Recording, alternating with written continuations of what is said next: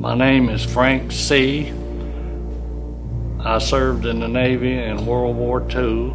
I was aboard the aircraft carrier Yorktown at CB-5 in the Battle of Midway and also in the Battle of Coral Sea.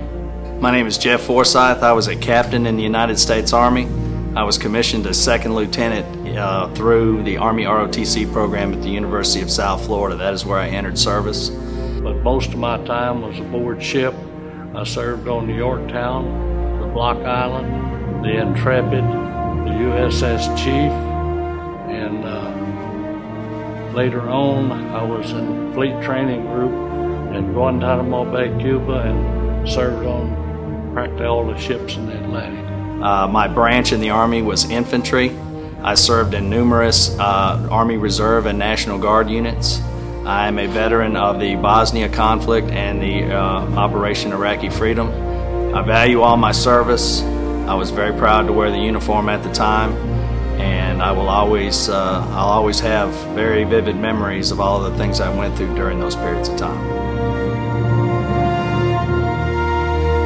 Me and a guy named John Whitten, who lives in Florida. He's 86-year-old.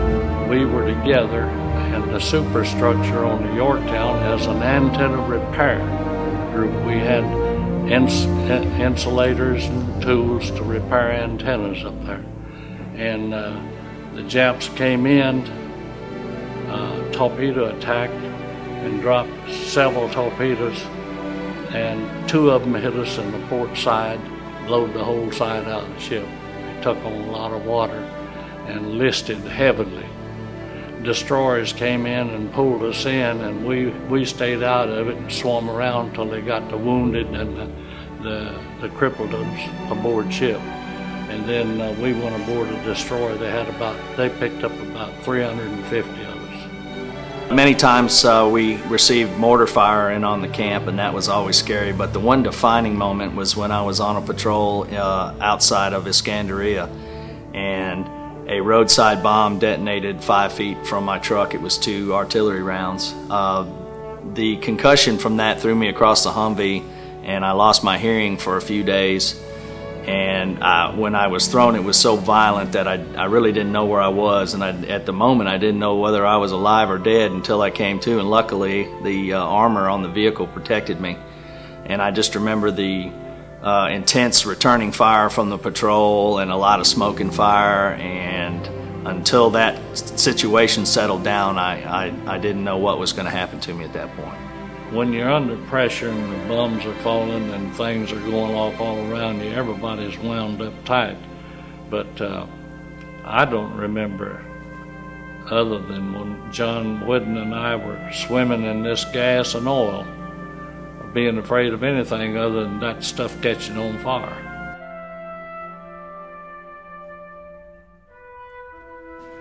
Patriotism to me is selfless service, not necessarily in a military fashion, but taking time during your life to do for your country or for others in your country, standing behind American beliefs and values, defending and protecting the Constitution of the United States as outlined by our forefathers, but truly taking time in your life to step forward and do something that is completely selfless in the service of your country. Breaking it down, it's hard to explain, but love of your country and the system that we live in here in this country. And it's hard to understand what freedom we have in this country until you live in other countries. And I've been in Cuba and Panama and around various Philippines, various places. And there's nothing like the freedom we have and the plenty of everything. And anyone that wouldn't fight to preserve that is too bad. That's all I can say. Well, always remember that you live in the greatest country in the world. When you go to other places, first thing that you'll realize is how great our country is as far as all of the things that we have available to us via education and opportunities that other countries don't have. And those things were paid for throughout history from the beginning of our country 200 plus years ago. through selfless service of others, not only in times of war, but just in selfless service through different ways. And always remember that everything that you have is because of people in the past that stepped up to the plate and carried out difficult missions so that you can have the things that you have. And I would challenge you to take the opportunity in your life to do some selfless service, whether it be military fashion or civilian fashion. Do something for your country besides just something for yourself.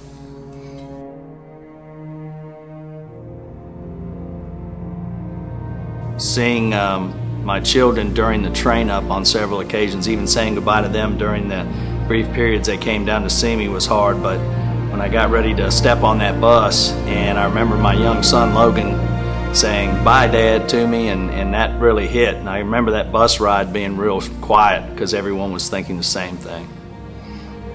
You're a family. You're trained together, trained to fight, trained to this, and maybe you could only fight 5 minutes. But it all depends on who's going to win at the end of that 5 minutes. So we trained and drilled and trained and drilled, and I think, I don't think there's anyone on there that I know of that ever didn't do a good job. I remember losing a friend. His name was Captain Thomas Miller. He served during the train up with me at Camp Shelby. He was a volunteer from the Michigan Army National Guard. Went with us, and during operations in Iraq, he was killed in action during a raid in Iskandariyah, Iraq. No, I passed an anti-aircraft gun mount and had about 8 people there, and anti-personnel bomb had hit the flight deck and wiped them all out, and they were just mangled bodies. That's the only thing that I remember seeing. But there was others that when the torpedoes hit along the side of the ship was blowed over the side or killed. I think there's somewhere around 300 out of the 2,200 that didn't survive. Well, the greatest thing about America is that we have the freedom to voice our opinions, and that is what the soldier is fighting for. We never need to forget that. In this country, we have the right for debate and freedom of choice. We elect our leaders, and that is part of being an American. That is what we are fighting for. So me as a soldier, I applaud that. I want people to know that that is the root of the American way, and you have to trust our military people on the ground. You don't necessarily have to agree with our politicians and leaders, but you should always support the soldier in the field.